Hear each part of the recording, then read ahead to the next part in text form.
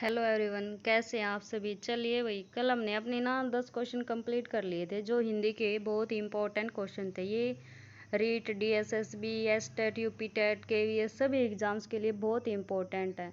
अगर अगर आपने वो पिछली वीडियो नहीं देखी है तो प्लीज़ एक बार उसको जाकर देख लीजिए, ताकि आप अपना हिंदी में अच्छे से अच्छा स्कोर ला सकें। चलिए आज की क्लास स्टार्ट करते हैं। क्वेश्चन नंबर 11 है, अनुरक्त का विलोम शब्द है। अनुरक्त का विलोम शब्द वही विरक्त होता है। ठीक है। क्वेश्चन नंबर 12 देखिए, निम्न में से किस समूह में सभी शब्द तत्सम हैं, ये बताना। ये जो चार ऑप्शन दिए गए थे इसमें से कौन, जो ये दिए गए हैं ऑप्शन, ये बताना ये कौन से ऑप्शन में जो सारे वर्ड हैं वो तत्सम शब्द हैं। देखिए ऑप्शन नंबर ए शर्करा, पवन, ज्येष्ठ, अग्नि। ठीक है। ऑप्शन नंबर बी काष्ठ, घृत, घोड़ा, कारीगर। ठीक है। ऑप्शन नंबर सी ओष्ठ, किताब, नानी, चाकू। ऑप्शन नंबर डी निष्ठुर, चम्मच, हाथी, कार्य। देखिए भाई, इसमें जो ये ऑप्शन नंबर ए है ना, इसमें ये जो सारे वर्ड हैं ये सारे वर्ड तत्सम शब्द हैं, तो इसका ऑप्शन नंबर ए बिल्कुल ठीक हो जाएगा।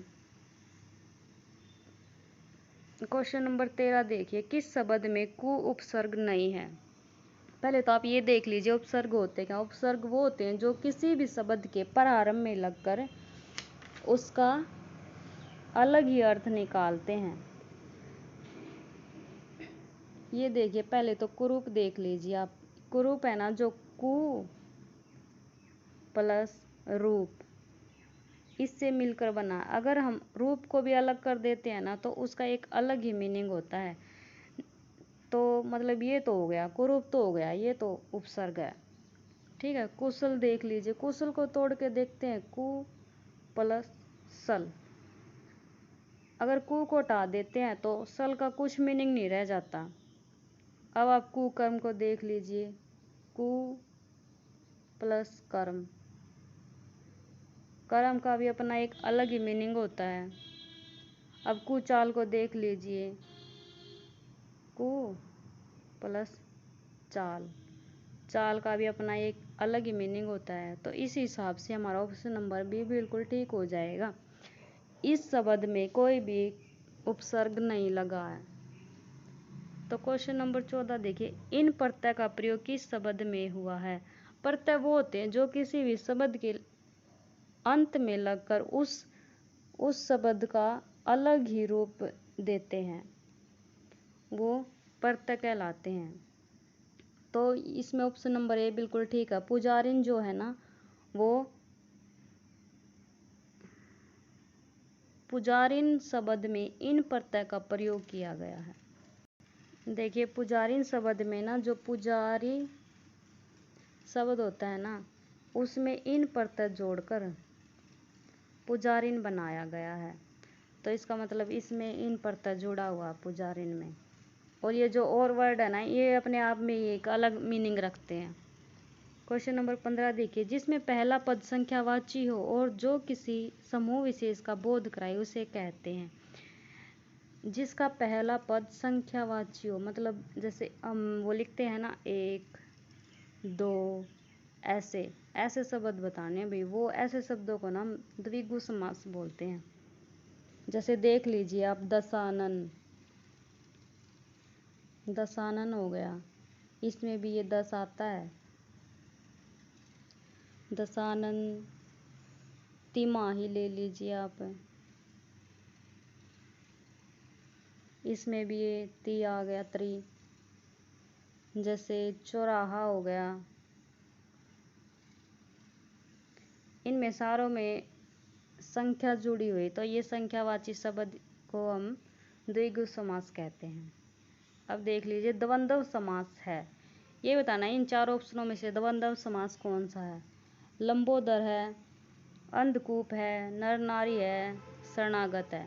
देखिए भाई, द्वंद्व समास वो होता है जिसमें और जुड़ता है बीच में, जैसे नर और नारी हो गया, ये बिल्कुल ठीक है।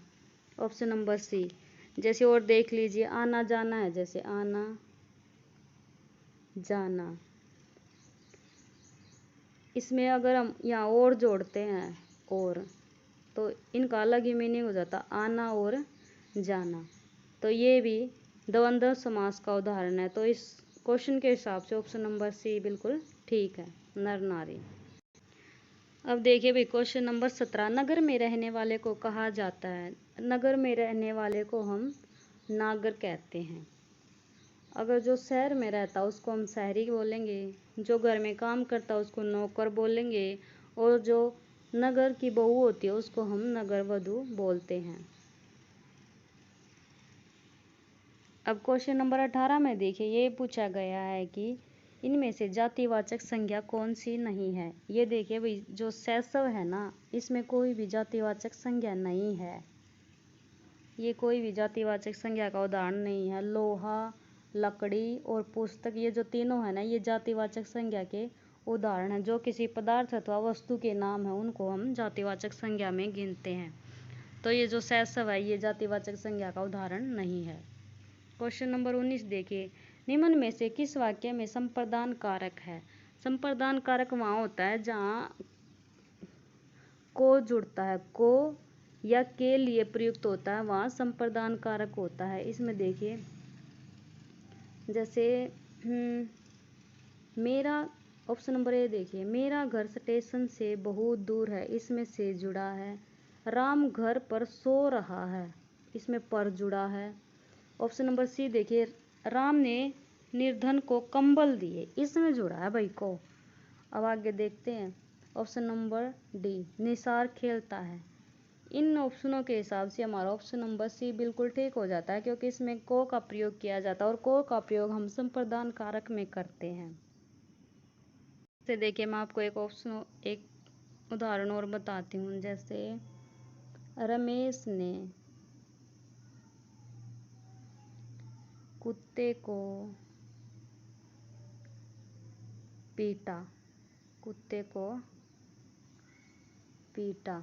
इसमें भी को के साथ दो चीज़ों को एक साथ जोड़ा गया, जैसे रमेश ने कुत्ते को पीटा, तो इसमें भी संप्रदान कारक हो गया। अब हम क्वेश्चन नंबर 20 देखें, वह स्वतः ही जान जाएगा में वह सर्वनाम है।